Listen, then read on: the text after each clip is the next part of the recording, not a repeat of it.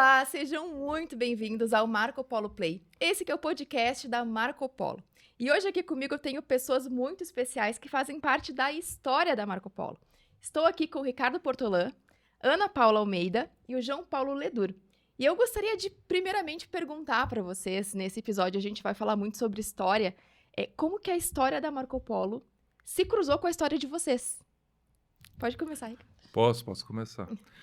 Bom, eu sou caxiense, né? Então a história da Marco Polo, a história da cidade, como caxiense, sempre foi um grande desejo trabalhar na Marco Polo, né? Eu lembro desde pequeno, né? A gente passava na frente da empresa e já tinha esse desejo.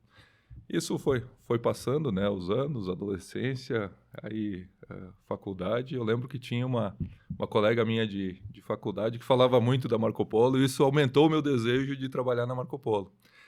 E eu fiz algumas tentativas, né, de entrar na Marco Polo, que não eram em áreas da minha área, então acabou não dando certo. Em algum momento lá, eu estava buscando outro desafio e surgiu no jornal uma vaga que precisava de uma pessoa que falasse inglês, mas não dizia que empresa era, né? E aí eu me inscrevi, mandei o meu currículo, na época de papel, mandei para o currículo e uns dias depois fui chamado. Aí depois fui saber que era na Marco Polo e, enfim, aí foi o caminho que deu certo aí, 26 anos já na Marco Polo. A Ana também está há bastante tempo, né, Ana? Sim, já fazem 20 anos de Marco Polo. Meu caminho, né, a minha história se cruza com a da Marco Polo no finalzinho da graduação em História, quando surgiu a oportunidade de um estágio para a organização do acervo histórico da empresa, nos 55 anos da Marco Polo. Então, era um projeto temporário, a princípio temporário, para aquele projeto dos 55 anos, mas que permanece até hoje. Olha só. E João Paulo, como foi a tua história? A minha história é engraçada porque ela se cruza com a do Ricardo, né? Eu sou caxiense também e eu já estou quase cumprindo 22 anos também de empresa. Mas naquele momento eu fazia faculdade em Porto Alegre. E assim que eu terminei a faculdade, eu fui fazer o intercâmbio de um ano na Austrália. E aí, quando eu voltei, meu último desejo na vida era voltar a morar em Caxias, né? Não porque eu não gostasse, mas é porque eu tive a oportunidade de viver sem meus pais. E aqui eu sabia que eu teria que recomeçar a minha vida morando com eles novamente, né? Mas acabou que, né, tinha uma vaga, novamente, que exigia conhecimento em língua inglesa.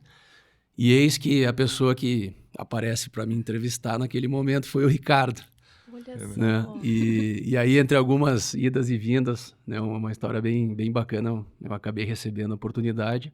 E o Ricardo, inclusive, ele foi o meu primeiro gestor na Marco Polo. Né? E tô aí já, então, né? Para quem não queria voltar para Caxias, né? Hoje eu me sinto plenamente realizado, muito feliz aí por ter essa história aqui na Marco Polo.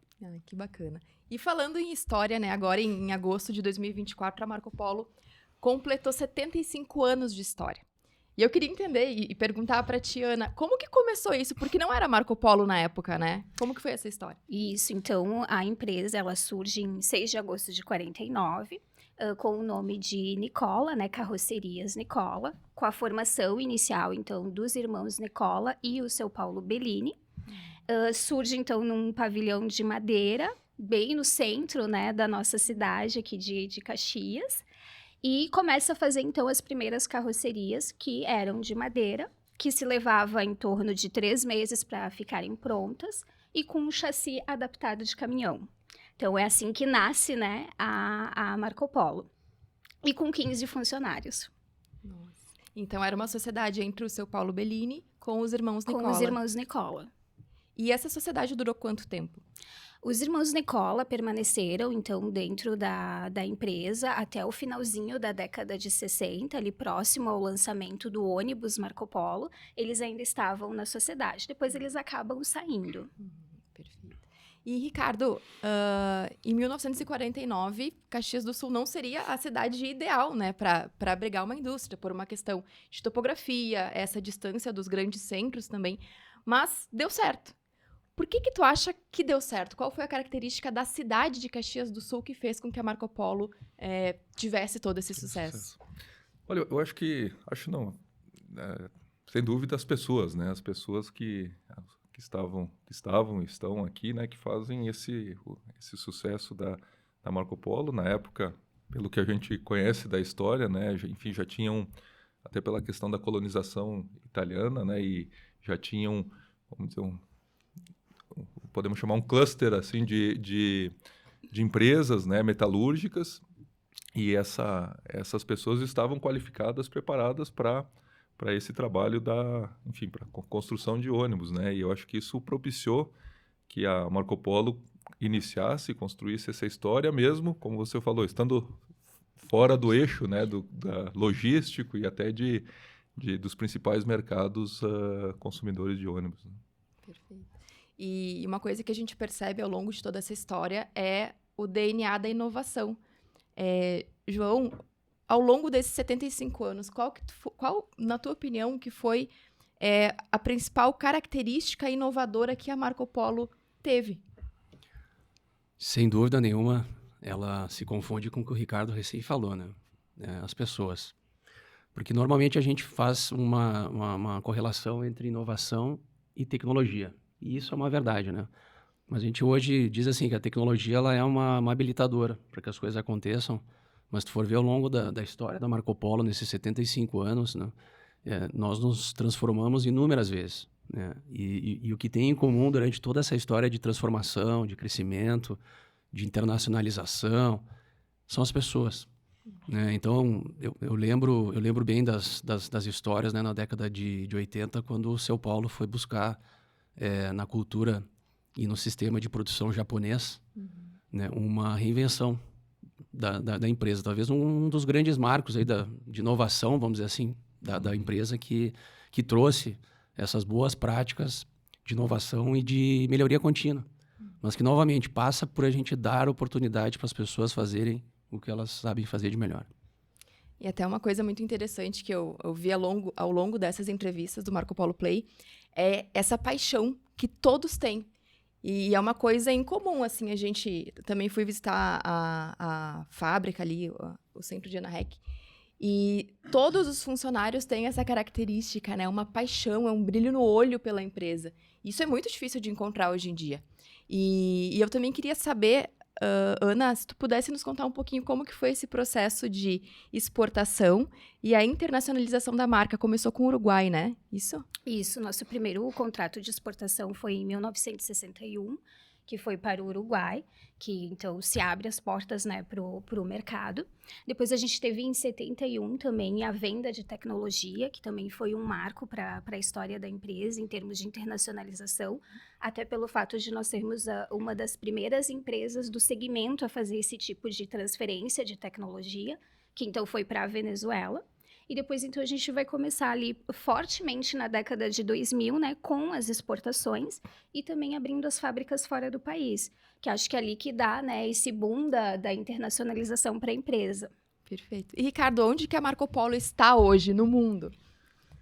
Então, a Marco Polo está em praticamente todo o mundo, né? Tem ônibus rodando em mais de 140 países, né, em todo o mundo, enfim, que ao longo do tempo a Marco Polo exportou, e muitos desses seguem exportando, né, com regularidade, e com as fábricas também, né? Então, fábricas em 7 países, né, atualmente. 7. São tantos que tu tem que ir falando. Tem que ir falando eles, né, Ricardo? Tem que ir falando. São fábricas na Argentina, na Colômbia, no México, na África do Sul, na China, na Austrália, obviamente aqui no Brasil, 3 fábricas, né? Além de uma sociedade, enfim, um investimento no Canadá, Estados Unidos. Então, é realmente uma empresa que uma empresa e uma marca que está no mundo todo. Né? Que bacana. E, João, ao longo desse processo de internacionalização, qual tu acredita que tenha sido o maior desafio para a Marco Polo? Eu vejo assim que toda vez que nós saímos aqui do Brasil, a gente precisa enfrentar uma cultura que ela é diferente, né? E a cultura ela traz características particulares em cada região, cada geografia que nós atuamos. Então, né, num primeiro momento, até a tecnologia, o ônibus talvez que nós, né, fabricamos no Brasil, ele não necessariamente, com as mesmas configurações, ele pode se adaptar a esses mercados. Então, esse é um aspecto.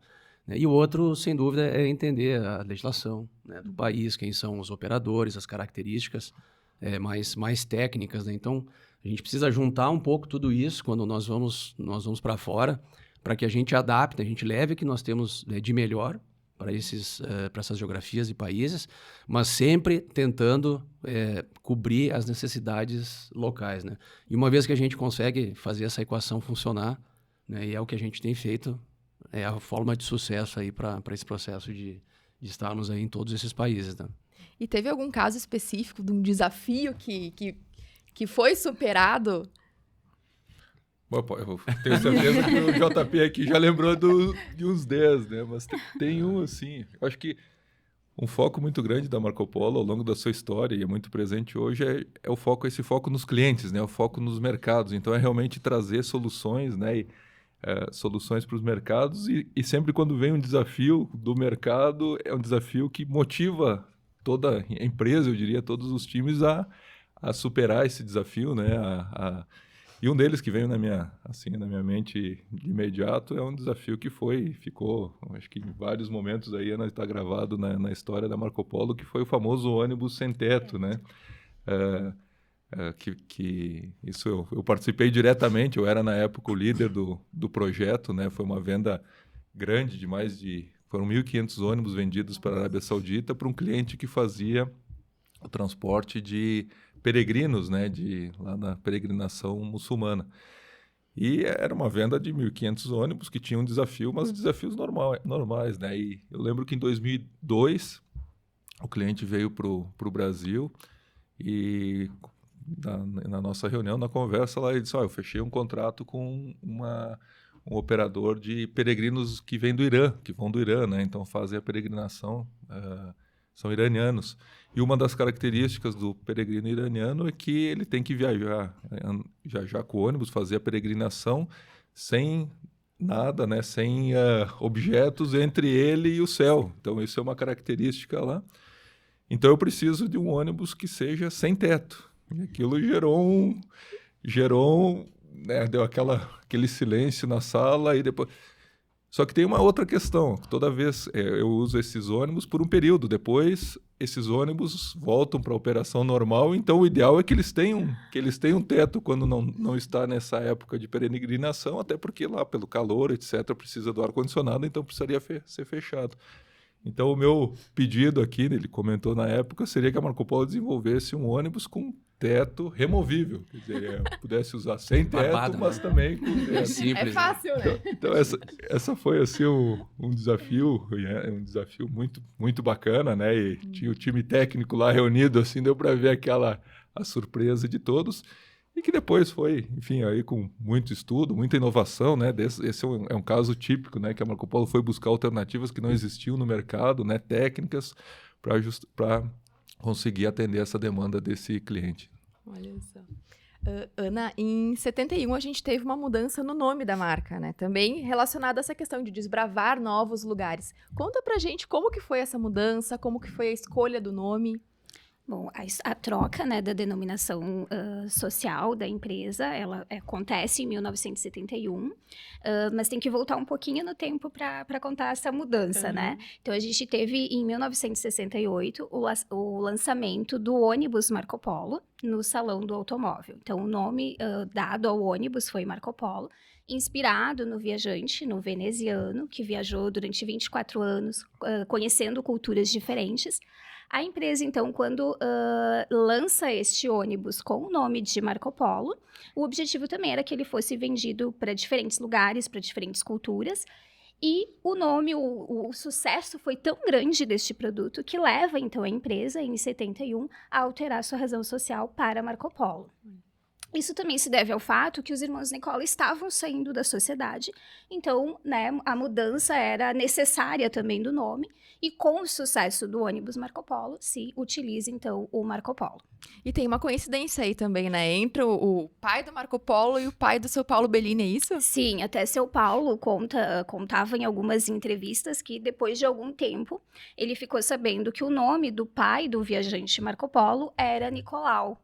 Então, né, o primeiro nome da empresa o primeiro nome da empresa era Nicola, né? E o primeiro nome do pai do Marco Polo, Nicolau. Então, tem essas curiosidades, né, que se cruzam na história da empresa. Olha só. E João, tu havia abordado, né, a questão do seu Paulo Bellini ter feito uma viagem nos anos 80 para o Japão. Nos especifica um pouquinho mais o que ele trouxe realmente para Marco Polo e quais ações foram implementadas depois dessa visita dele. Eu acho que foi numa década, depois a Ana me ajuda aqui, né? Mas a década de 80 ela começou trazendo grandes dificuldades para Marco Polo, né? Um momento econômico desafiador, né? A gente também precisava fazer alguma mudança significativa na nossa família de produtos, né, rodoviários, mas isso acabou sendo superado, né, no início dessa década e, se eu não me engano, foi em 86, então que ele reuniu na época os principais gestores, né? E nós precisávamos, na verdade, assim, repensar o nosso sistema de produção para que a gente pudesse nos tornar mais eficientes, né? De fato, e naquele momento, a Toyota era uma fabricante de referência, mundialmente falando, pelo seu conhecido sistema Toyota de produção, que incentivava o quê? Grupos de Kaizen, então grupos de melhoria contínua, né? Então de uma busca constante pela inovação, pela melhora dos processos, por uma maior eficiência, né? E, consequentemente, melhores resultados, né? Então, uma vez que ele reuniu esse grupo de elite que ele tinha, né, na época, eles foram lá, aprenderam isso tudo e eles voltaram com o desafio, então, de convocar mais pessoas, né? Uma história até bem bonita, acho que a Ana pode complementar depois, né? Na medida que houve um engajamento muito grande né, dessas pessoas para que a gente criasse o que hoje a gente chama de Suman, que é o sistema Marco Polo, aí o Simples Suman, na verdade, que é o sistema Marco Polo de produção solidária e de melhoria contínua. E isso é uma realidade que a gente tem até hoje, né? Hoje, quando a gente, né, discute muito sobre comportamentos e valores da empresa, o trabalho colaborativo, o trabalho em equipe, né, com a valorização das pessoas, é algo muito presente e que tem essa relação muito forte com isso que eles trouxeram lá do Japão. E até hoje é muito forte, uma inspiração, né, para nós aí, para que a gente siga entregando, vamos dizer assim, os ônibus todos os dias aí com bastante qualidade, com muita eficiência, né? Que bacana. Complementando, então, o que o João estava falando, é interessante que o São Paulo, quando ele volta, né, do Japão, que ele implanta as técnicas japonesas, ele diz que não foi nada forçado, né? Que os colaboradores eram convidados a participar dos treinamentos e ia quem se sentia à vontade de participar. E isso começou a se tornar uma constante, todo mundo aderiu a essas novas ideias, né? E acho que é isso que faz com que a empresa se destaque, né? Porque as pessoas foram aderindo de uma forma muito natural, não era uma obrigação eles participarem. Então, eles começaram a fazer os treinamentos, os cursos, e toda a fábrica aceitou aquilo, né? Se por esse o caminho que a gente quer seguir, com o seu Paulo Bellini liderando, né? Sim, muda toda a cultura da empresa. Para mim, eu acho que é nesse ponto que a gente passa a ter o que a gente chama hoje de cultura Marco Polo. É verdade. Perfeito. Ana, e nos conta também um pouquinho como que foi a história do seu Walter na Marco Polo. O seu Walter, então, ele entra na Marco Polo no finalzinho, então, ali 1965, ele entra com a saída, assim, dos irmãos Nicola, ele já estava, né, atuando dentro da empresa, passa a atuar muito na área comercial, na área de marketing, exportação. Também, dentro da área de marketing, ele que ajuda a desenvolver todo o lançamento do ônibus Marco Polo, lá em 68. Então, ele foi um dos criadores de toda a campanha, que na época também foi um sucesso quando ele foi lançado, porque se lançou o Marco Polo antes do evento, né, inicial, porque começaram a se fazer chamadas, né? Está chegando, né? O que estava chegando, começou a se criar uma expectativa, e o seu Walter foi muito importante nessa atuação forte na área de marketing, na área de exportação da empresa. Do bom relacionamento que ele tinha com os clientes, com a própria comunidade caxiense. Então, a figura do seu Walter, ela é muito importante dentro da história da Marco Polo. Se criou um vínculo muito forte, inclusive, entre o seu Paulo, o seu Walter, e ele é essa representação. Tanto que depois, né, com o falecimento do seu Walter, a empresa, né, dá o título a ele de embaixador da Marco Polo, que ele realmente foi à frente, né, foi abrindo as portas dos mercados. Desbravador, né? Uhum. E, Ricardo, outro ponto importante da história da Marco Polo foi o Volare. Tu pode nos contar um pouquinho como que foi a implementação, toda essa história? Posso sim, aqui o JP pode ajudar também aí, mas o Volare nasceu em 98, né? Completou 25 anos o ano passado, a marca Volare, e nasceu enfim, uma oportunidade de mercado na época, né? A época foi as grandes cidades já tinham a situação dos ônibus, dos peroeiros que chamava, né? O transporte alternativo, enfim, né? E que era feito com vans, né?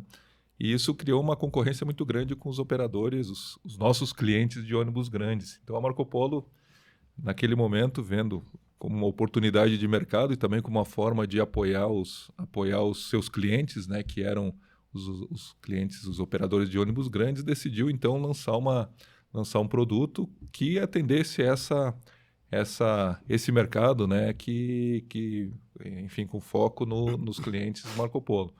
E a partir daí começou com um modelo, eram 6 toneladas, eu acho, né? Isso aí, era um A6, né? Um A6.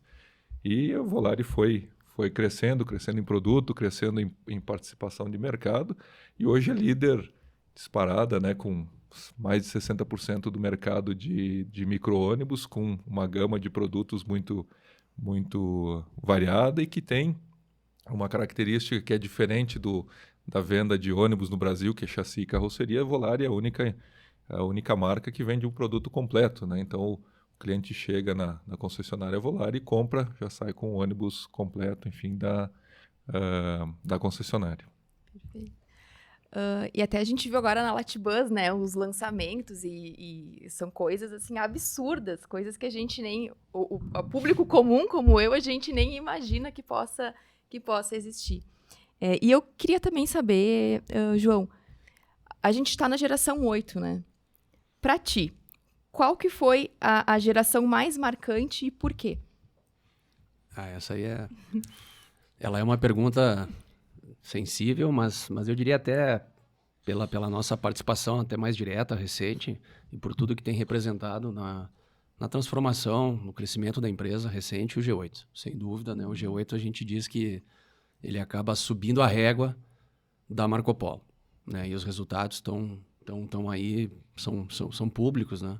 E tem uma história bastante interessante por trás também do G8 que nós vivemos, né, Rica?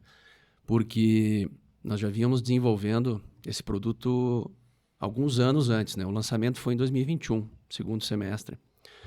Mas vamos lembrar que em março de 2020 nós tivemos o início da pandemia, né? E foi um momento complexo, porque, né, o ônibus ele é um espaço confinado e aglomerado.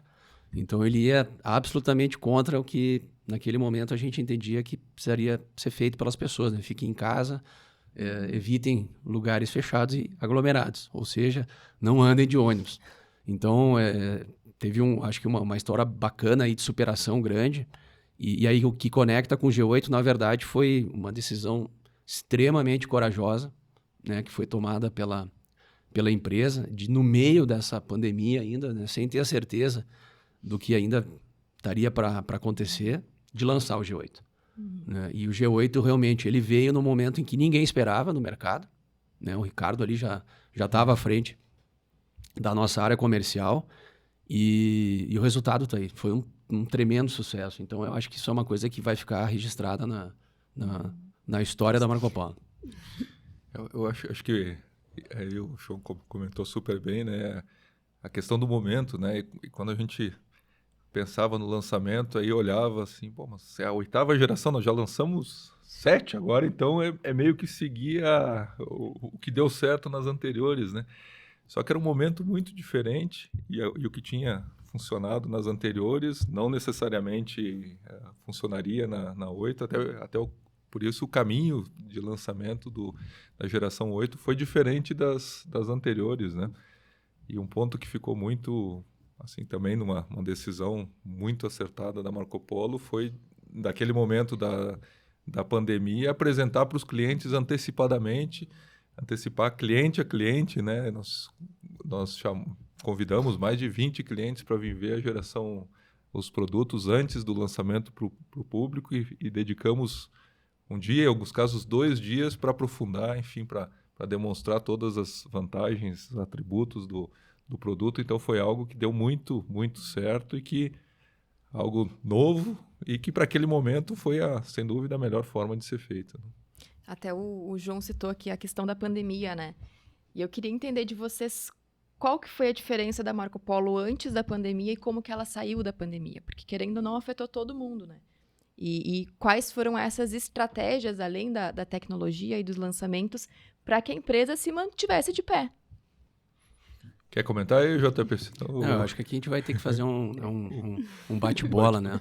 Mas, sem dúvida, eu acho que nós encontramos na tremenda dificuldade, talvez uma oportunidade de revolucionar a empresa, né? Então, a gente poderia ter tido dois comportamentos, né? Duas atitudes, de, né, talvez ser contaminados pelo medo, isso poderia congelar as pessoas, né? E isso certamente iria prejudicar ainda mais a Marco Polo, né? Ou encarar isso como sendo um caminho de oportunidade. E foi o que a gente fez. Mesmo não sabendo o que fazer direito, eu lembro muito bem, e o Rica certamente, eu me arrepio assim quando eu lembro, né, que nós tomamos a decisão numa sexta-feira em diretoria de suspender as atividades, né, de entrarmos em férias coletivas. Em 20 de março, meados de, assim, quase para o final de março, né?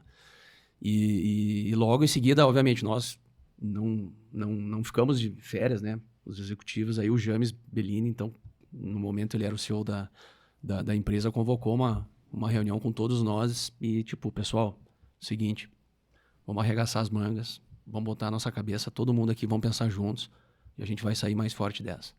Né? A gente não sabe como, mas eu tenho certeza que a partir desse time aqui a gente vai dar volta. Né? E a partir dali a gente foi tendo e desenvolvendo eu diria assim, ideias, né, para que a gente pudesse encarar isso. E eu lembro bem que nós lançamos uma solução, né? Enfim, a gente chamou de uma plataforma de veículos com elementos de biossegurança, que era uma coisa super importante. Né? Nosso grande desafio era até assim, era trabalhar o passageiro, né, mais do que o nosso cliente, na verdade, para dizer assim, olha, o ônibus é um ambiente seguro. Né? Então, venha para o ônibus porque você não vai estar sendo exposto ao risco maior do que você está sendo exposto em qualquer outro lugar. Né? E com o BioSafe, então, a gente começou a trazer elementos, né, de biossegurança, álcool em gel, né? Nós mudamos o layout dos ônibus, trouxemos materiais também que eles tinham elementos que combatiam, enfim, as bactérias, o vírus. E isso, eu acho que foi um grande diferencial, né? Porque isso aí acabou tocando o nosso cliente também, começou a dar coragem para ele enfrentar junto conosco. E isso, acho que também foi um grande diferencial para que a gente pudesse enfrentar, né, esse momento. E aí a gente foi, acho que passo a passo, né, enfim, avançando, e outros caminhos começaram a aparecer no mercado. E o Ricardo até pode falar, né? Mas enquanto alguns segmentos eles sofreram e praticamente pararam por alguns meses, né, para não dizer anos, outros começaram a crescer. Né? E por aí a gente também foi achando outros caminhos de oportunidade. Né? Eu acho que esse período aí é o período que nós podemos fazer uma conversa só sobre esse período da pandemia, né? Porque realmente foi um momento bem desafiador, e eu acho que a Marco Polo, né, nesse período fez algo, enfim, que é de não deixar de fazer, né? Não seguiu investindo, seguiu tomando decisões importantes, quer dizer, não, mesmo num período que parou o mercado, e foi de fato a pior crise para Marco Polo, né? Porque foi uma crise tanto do Brasil, parou o Brasil, parou o mundo, né? Então os mercados da Marco Polo pararam. Então foi de seguir trabalhando, talvez não, com certeza até mais internamente, né, com novos produtos, novas tecnologias, se preparando para a saída da pandemia e, ao mesmo tempo, buscando oportunidades no mercado que eram poucas, mas que existiam. Né? Então, a questão do próprio ônibus, da restrição dos ônibus, da capacidade total de passageiros, então isso criou no segmento de fretamento uma oportunidade para ter mais ônibus nesse segmento, e a Marco Polo também, nesse aspecto, aproveitou essas oportunidades. Mas quando faz assim, né, faz um resumo, né, desses 2 anos que foram da pior crise, e depois, no ano seguinte, a Marco Polo, e depois 23, né, 22, depois 23, teve o melhor Foi os 2 melhores anos da empresa em termos de resultado. Verdade. Então, sem dúvida, foi o fundo do poço e depois, com todo esse movimento que foi feito na saída, logo no ano seguinte da saída da pandemia, ter o melhor ano e depois, na sequência, mais um, é o resultado de todo esse trabalho interno, enfim, que foi feito durante a pandemia, né? É inspirador. Ana, e do teu ponto de vista histórico, qual que foi o momento mais marcante da história da Marco Polo para ti? É difícil falar. Mas eu acredito, como eu falei antes, que a viagem do São Paulo ao Japão, ela foi transformadora mesmo. Eu acho que ali foi um ponto muito importante para a história da empresa, em termos de processo, de organização.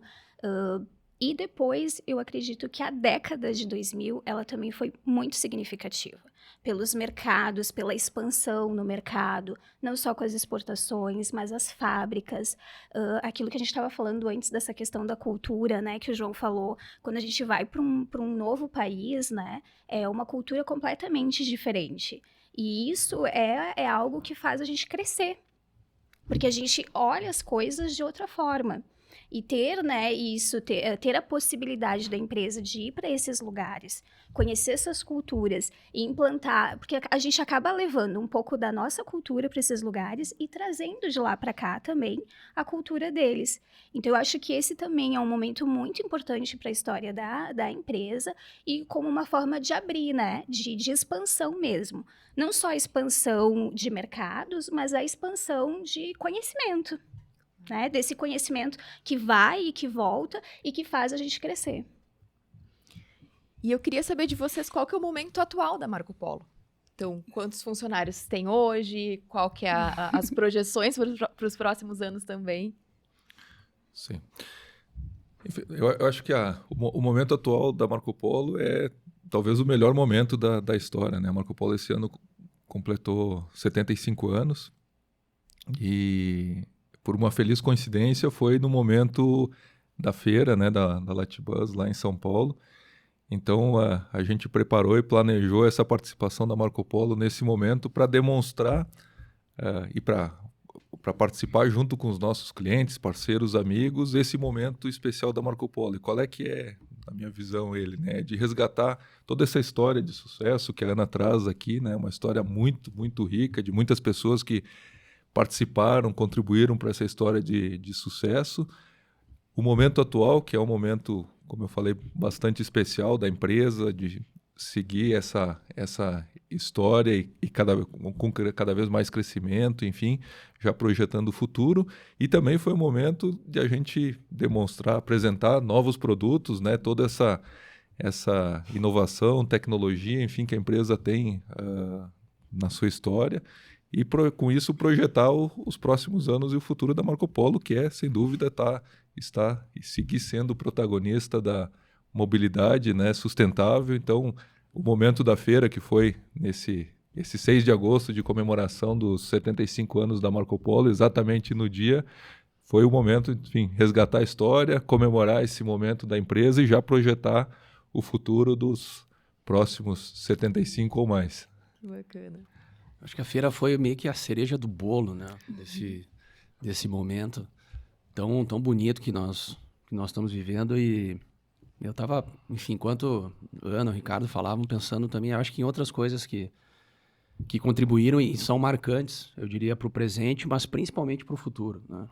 O James, durante esse período de dificuldade, ele teve um papel muito importante mesmo na evolução da cultura da empresa, assim, de a gente realmente resgatar o que nós já tínhamos, né, e sempre tivemos de melhor e trazer, eu acho que outros elementos que são importantes para os dias de hoje. E isso tem feito muito a diferença, né? O James começou a trazer muito, né, algumas questões que parecem bobas, assim, simples até, né, no dia a dia, mas que são o que a gente chama hoje de comportamentos vencedores. Então, a gente estimular a transparência no nosso dia a dia, né? Ou seja, para que a gente não tenha coisas escondidas que possam prejudicar a empresa. Ele fala claramente, gente, a gente é pago para resolver problema, né? Então, tragam os problemas para cima da mesa.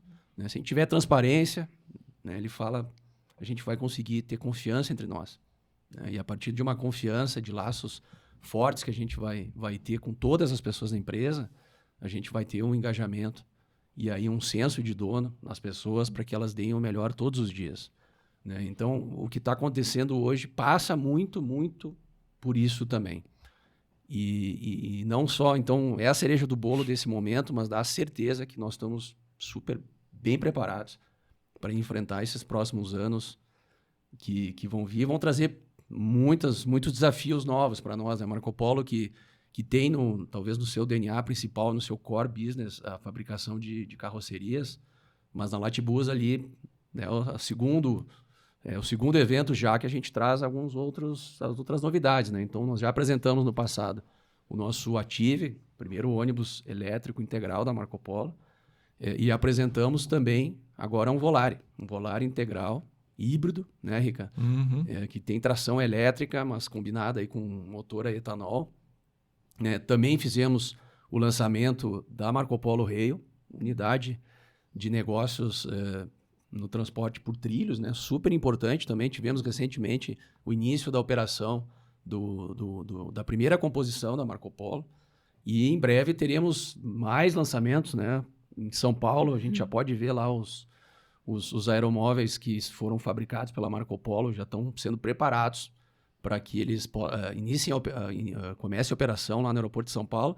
E a gente até tem bem mais novidades aí que não dá para nós contarmos, até para a gente poder ter mais assunto, né, nos próximos capítulos aqui do Marco Polo Play. Mas, de fato, isso tudo nos dá uma motivação, né, uma alegria muito forte que a gente vai seguir num caminho muito bonito aí de crescimento.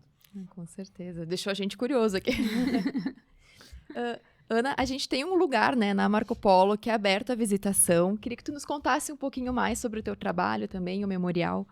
Bom, então nós temos o espaço, né, de memória Marco Polo, onde então toda essa história, né, de 75 anos da empresa está preservada, guardada, mas também disponível para consulta. As pessoas também podem visitar, conhecer o espaço, porque a história da Marco Polo, ela não é só da Marco Polo.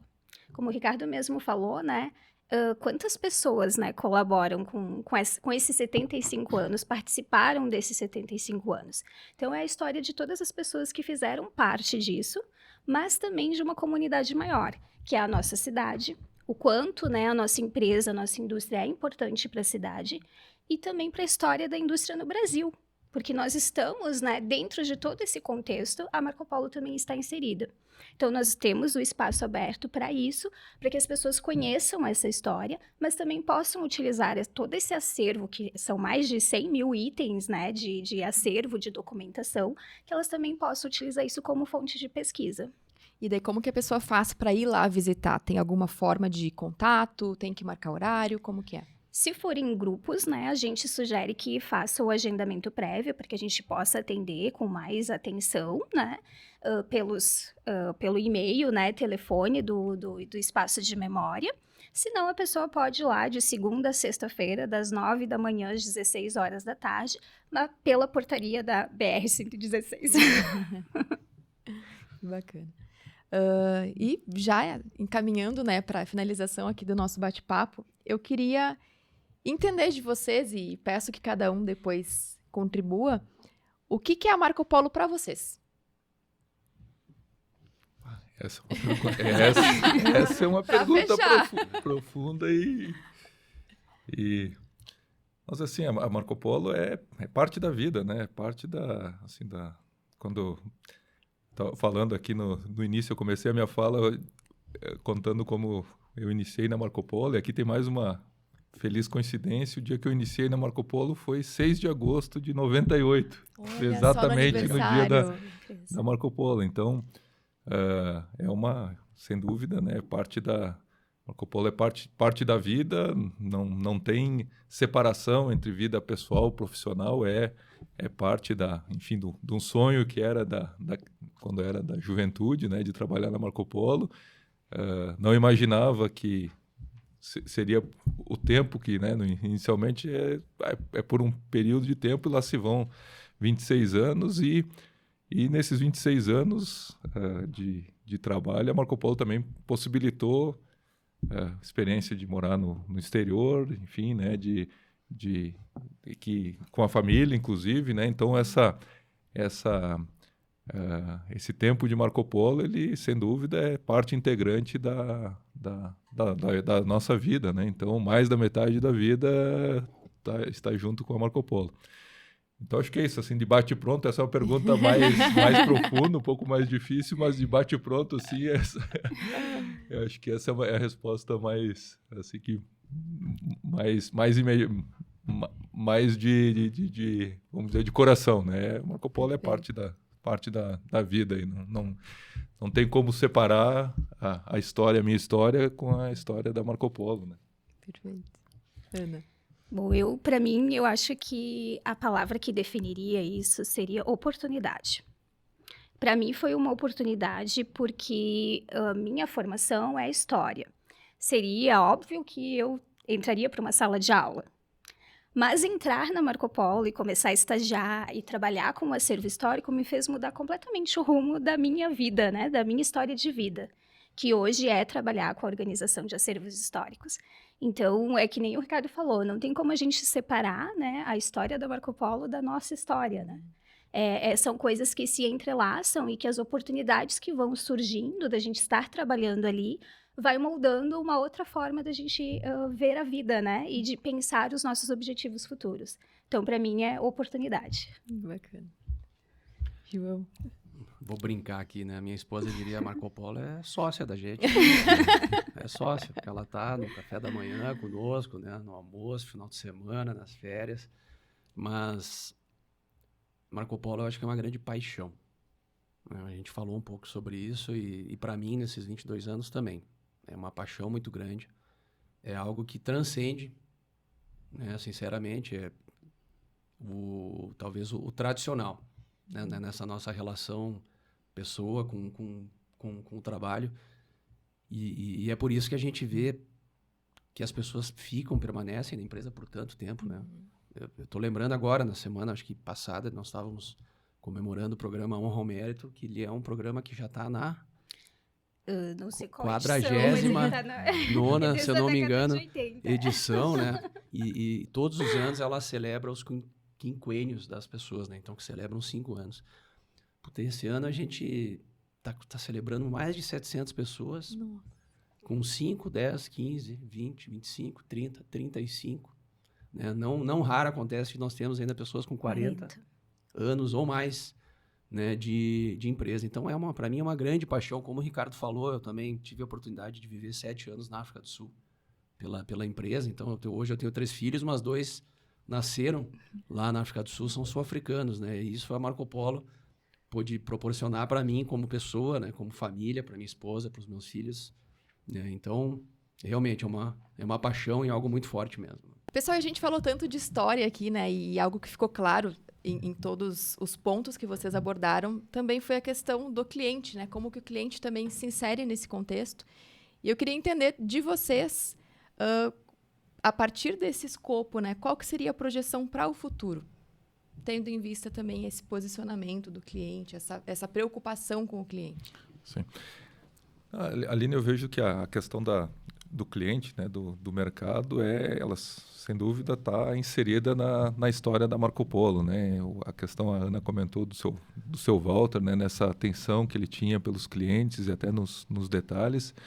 E isso, sem dúvida, é algo do passado, é algo muito forte do presente e vai ser do futuro, né? A gente, ao longo desse ano, está fazendo eventos regionais em todo o Brasil, né, em todos os estados. E a comemoração com esse objetivo de comemorar os 75 anos. E nesses eventos vem muito as histórias dos clientes que eles nos trazem, que se confundem, não, que são parte, são junto, né, com a história da Marco Polo. Então, recentemente, eu lembro de um dos clientes comentando que o vô dele iniciou a empresa, que já conversava lá atrás, né, com o seu Paulo e tal, para comprar ônibus, depois o pai, e agora ele administra a empresa. Enfim, então é uma história que transcende gerações, né, dessa proximidade com os clientes. E esse é um ponto que a Marco Polo, a gente tem muito presente atualmente. Falamos da Latibus agora recentemente. A Latibus também foi um momento que a gente teve essa preocupação, né, com o nosso time de marketing, para que os clientes, né, o público que estivesse lá, estivesse com, enfim, fosse um ambiente que eles quisessem estar lá, estar com a gente, assim que foi preparado, pensado, e assim que aconteceu, né? A gente sente que os clientes e as pessoas que têm essa relação com a Marco Polo querem estar com a gente, né? Então, isso é algo, tem um valor muito grande para a empresa, esse relacionamento, né? E é algo que a gente sempre vai buscar a manutenção e, inclusive, evolução nesse aspecto, né? Eu queria só complementar a fala do Ricardo em relação, então, aos clientes, né? Essa relação da empresa com os clientes. No espaço, a gente tem o acervo da Marco Polo, que também complementa o dos clientes, né? E quando os clientes, então, nos visitam, o espaço ele é todo preparado para atender esse cliente. Então, ele consegue enxergar a sua história dentro da história da Marco Polo, no espaço de memória. E isso, sem dúvida, encanta eles, porque eles se sentem como parte de todo o processo. Inclusive, até eles contribuem para o memorial, Contribuem, fazem doações, né? Eles acabam vendo como que a empresa preserva essa história e acabam depois doando. Eu tenho lá um registro, eu tenho uma peça. Então, eles acabam depois fazendo essas doações para o acervo. Inclusive, o ônibus que está lá no acervo é uma doação de um cliente. Conta um pouquinho pra gente como que é esse ônibus, quem que foi o cliente. Nós temos, então, o que a gente diz que é o xodó do acervo, né, do Memória, que é o ônibus Nicola, de 1967, que pode ser visitado, então, no espaço. Ele era, então, é o último modelo Nicola fabricado, depois, então, começa a fabricação dos Marco Polo, e ele era do cliente Susan Tour. E em 2003, então, ele deu, né, de presente para a empresa o ônibus que hoje, então, foi restaurado e faz parte do acervo. Bacana. Não, eu ia complementar, acho que o Ricardo e a Ana já falaram muito bem, né, sobre essa relação com o cliente. E aí até conectando, acho que um pouquinho mais, né, a gente tem falado muito do cliente também. Uhum. Então, essa paixão que existe primeiro dentro da empresa, né, na comunidade. E ela se estende aos nossos clientes, operadores, mas ela vai mais além. Os passageiros, eles têm uma conexão também com a Marco Polo, que ela é tremenda, né? A gente, né, se não me engano, a gente tem um dos maiores canais digitais que existem entre grandes empresas do segmento automotivo, né? Justamente porque essa paixão ela acaba se estendendo até quem usa o ônibus. Né? Porque quem viaja muito de ônibus sabe, tu passa uma boa parte do teu dia, da tua vida, dentro do ônibus. Então, a gente cada vez mais, eu acho que tenta fazer essa conexão, né, Rica? E olhando para o futuro, eu acho que isso vai ser algo muito forte também para que a gente proporcione para o nosso cliente, mas também, né, para o passageiro que está ali no dia a dia, a melhor, né, experiência possível. Né? E faz toda a diferença, né? Porque muitos deles passam grande parte do seu dia, né, no transporte coletivo. Então, melhorar essa experiência pro cliente do cliente também é fundamental, né? É uma questão de empatia, inclusive, de pensar no outro. Então, nos encaminhando aqui para o final, gostaria que cada um de vocês desse sua mensagem final, se despedisse do nosso público aqui do Marco Polo Play. Agora vamos começar com o JP. Eu queria agradecer, né, a oportunidade por estar aqui, um momento tão bacana. Né? Primeiro, a gente inovando aqui novamente no Marco Polo Play, então, né, trazendo essa novidade também para o nosso público, mas principalmente por poder bater esse papo, a gente relembrar um pouco da história da empresa e a gente acaba até se emocionando um pouco, porque isso se mistura muito com a nossa vida. Minha mensagem, assim, é invejável, né? Uma empresa que chega aos seus 75 anos, então uma velhinha, vamos dizer assim, que chega com seu melhor condicionamento físico da história. Né? Então, é na certeza que a gente vai seguir num caminho, né, de crescimento sustentável. A empresa vai seguir trazendo muitas novidades, inovando, cuidando das pessoas. E essa paixão que a gente tem hoje, a gente vai, acho que certamente, cativar ela e ela vai seguir norteando os caminhos da Marco Polo no futuro. Obrigado.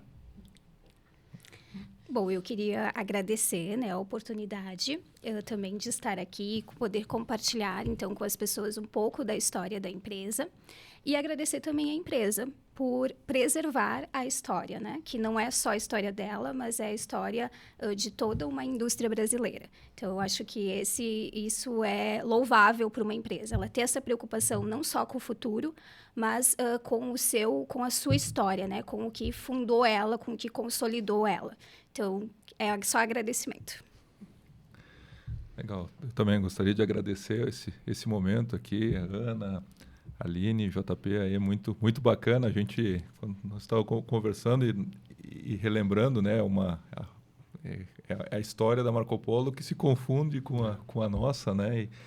Então é um momento muito, muito bacana. E a Marco Polo, né, sem dúvida, quando a gente olha tudo que foi feito, está sendo feito, e a gente olha para frente o quanto a gente enxerga de oportunidades de ações, de inovações, de lançamentos, né, seja de produto ou, enfim, de evoluções que a gente tem no radar para seguir fazendo. Então, é realmente um momento muito, muito bacana da empresa e que a gente vê ainda muito mais a ser feito. E eu não tenho dúvida que da forma como a empresa está se colocando, né? E aqui falamos algumas coisas históricas, mas é o formato que segue cada vez mais, né? De ser uma empresa inovadora, realizadora, que gosta de desafios e tem um time, né? As pessoas gostam de depois até contar com orgulho todos esses desafios que foram superados.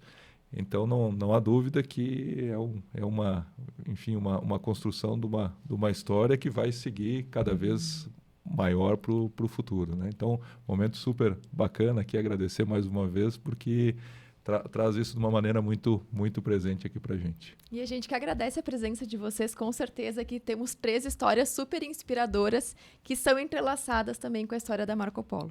E eu agradeço a você aí de casa que nos assistiu até agora. Nos siga nas redes sociais e não perca nenhum episódio do Marco Polo Play. Até mais!